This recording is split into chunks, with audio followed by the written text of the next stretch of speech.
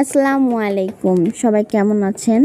আমি আইরিন আঁখি আজকে বানাচ্ছি ফুলঝুরি পিঠা। ফুলঝুরি পিঠা বানানোর জন্য ফার্স্টে আমি ডিম, ময়দা, চিনি, চালের গুঁড়া, পানি মিক্স করে কেকের ব্যাটারের মতো একটা ব্যাটার করে নিছি। তারপরে গরম তেলে ফুলঝুরির শাঁসটা গরম করে নিছি।